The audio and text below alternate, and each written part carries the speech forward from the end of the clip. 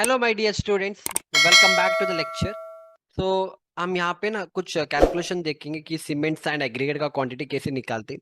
वैसे मैंने basic course में एक्सप्लेन किया। अगर आपको if you no it very good, आप इस लेक्चर को स्किप करो। पर मैं नहीं चाहता वैसे कोई स्टूडेंट्स रहेंगे जिनको आइडिया नहीं है, तो आपको ये सारी चीज मिस नहीं करना है। ओके। तो वैसे जैसे मैंने वहां पे समझा, same thing I explain here. Okay.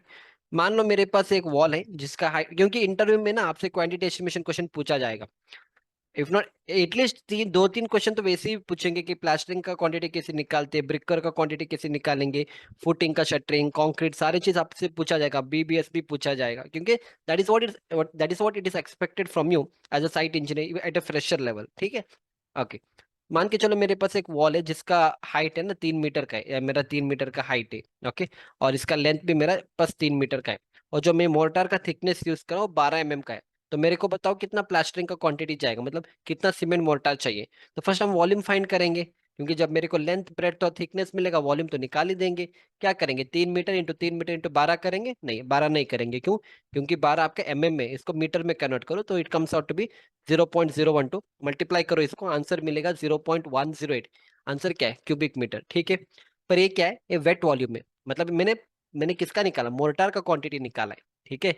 पर जब मैं मटेरियल को अरेंज करूंगा तो ड्राई स्टेट में रहेगा। सीमेंट तो सीमेंट रहेगा, और अपना अपना क्या है, सीमेंट तो सीमेंट रहेगा, सैंड तो सैंड रहेगा। अभी मैंने पूरे मोर्टार का निकाला है, तो इसीलिए हम क्या करेंगे, कभी भी ड्राई वॉल्यूम को निकालते हैं। तो कभी भी अगर आपको ड्राई वॉल्यूम निकालने, wet volume plus 33% of the wet volume आपको लेना है। ठीक है। मतलब जो भी आंसर आपको मिला है ना, उसका आपको 33% एक्स्ट्रा ऐड करना है। या 1.3 इंटू इस आंसर को आप कर सकते हो। जैसे वेट वॉल्यूम कितना है? 0.108 प्लस इसका 33% निकालो, या आप डायरेक्टली 1.33 इंटू इसका मल्टीप्लाई करो, और भी सिंपल है। इतना सब मत करना। बस आप 1.33, क्योंकि 33% का इंक्रीज होता है, तो 1.33 इंटू 0.108 करो। ठीक है। कितना आ रहा है? 0.1436। तो एग्जैक्टली 0.144 क्यूबिक मीटर मेरा वॉल्यूम आ गया अभी। बस अभी मेरे को क्या करना है? बस सीमेंट और सैंड निकालना है। ठीक है। इतना समझ में आ गया। अब ये कॉन्सेप्ट आप, मैंने सिर्फ एक का समझा दिया। अब मैं इसका चेंज करूँ, मैं इंस्टेड ऑफ 3 मीटर आपको 5 मीटर दे दूं, और वॉल का लेंथ में आपको दे दूं 2 मीटर, और मैं थिकनेस 12 से करूँ 20 mm, कुछ चेंजेस नहीं होगा। प्रोसीजर यही रहेगा। ठीक है। समझ में आ रहा है ना? इस कॉन्सेप्ट को कहीं पे भी अप्लाई करो, यही मेथड रहेगा आपका वॉल्यूम फाइंड करने का। किसका? प्लास्टरिंग का। ठीक है। चलो। हाँ, अब हम निकालेंगे अपने सीमेंट और इसका क्वांटिटी, सैंड का क्वांटिटी। ठीक है। रेशियो, जब भी हम कोई भी किसी का सीमेंट और सैंड का हम वेट निकालेंगे, हमें रेशियो चाहिए। तो मेरा रेशियो है 1:4 का रेशियो है। ठीक है। हम, आपको ये सब पता है। सीमेंट क्वांटिटी कैसे निकालेंगे, सीमेंट का क्वांटिटी कैसे निकालेंगे? फॉर्मूला यहाँ पे। Okay. Dry volume into ratio of independent material divide by total ratio of the both materials. तो ड्राई वॉल्यूम कितना आया था यहाँ से? 0.144। सो 0.144 इंटू सीमेंट का रेशियो कितना है? 1, तो मल्टीप्लाई बाय 1 किया, डिवाइड बाय टोटल रेशियो 1 + 4 कितना? 5, तो मैंने डिवाइड बाय 5 किया। कितना आ रहा है? 0.028 क्यूबिक मीटर। ठीक है। 0.028 क्यूबिक मीटर। तो ये तो क्यूबिक मीटर में है ना।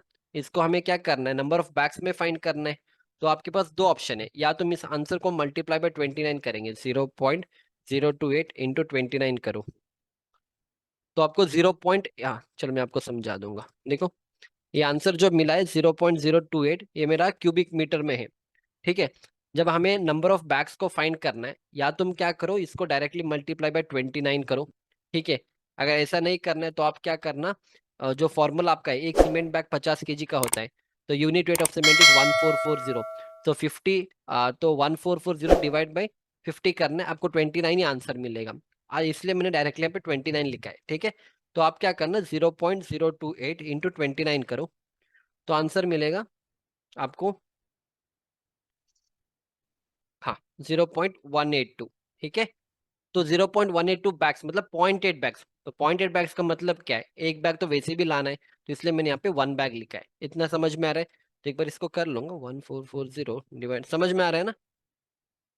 या, हाँ, नहीं तो अगर आपको डायरेक्टली 29 नहीं लेना है, तो आप क्या करना, 0.028 इंटू जो मेरा बैग आता है ना, वेट, हाँ, 1440 डिवाइड बाई 50।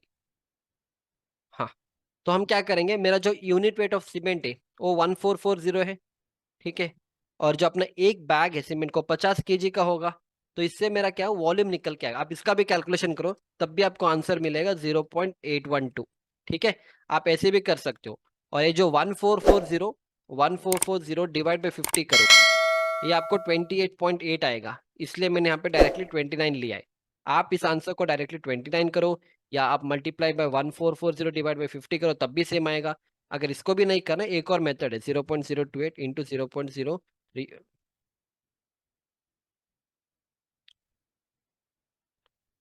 हाँ, इससे तो 0.028 डिवाइड बाई 0.0347।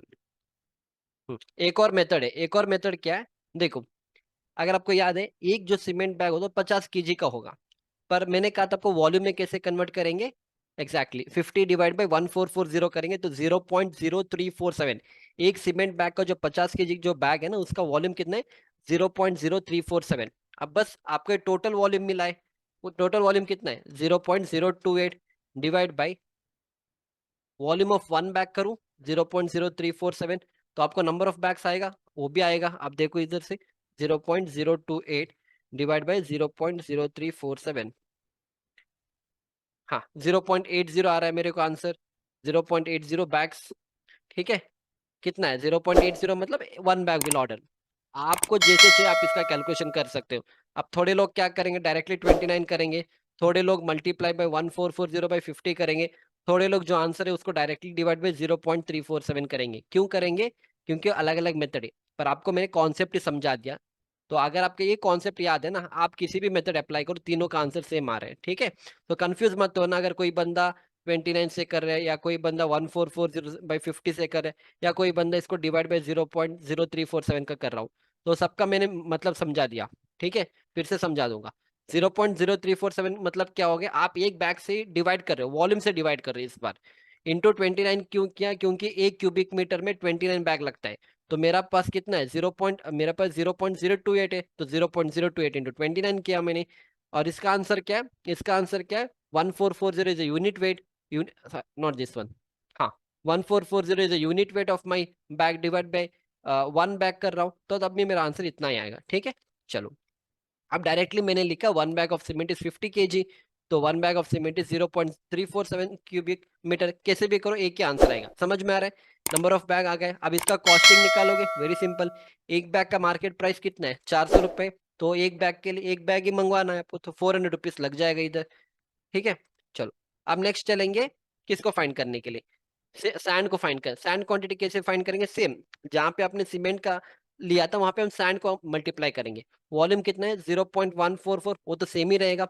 जो आपका वॉल्यूम प्लास्टरिंग का जो वॉल्यूम है मोर्टार का, that is 0.144 into ratio of independent material. इस बार मैं सैंड का कर रहा हूँ, तो सैंड का कितना है 4 है, तो मल्टीप्लाई बाय 4 किया, डिवाइड बाय टोटल रेशियो, तो सेम ही रहेगा, 5 रहेगा, ठीक है।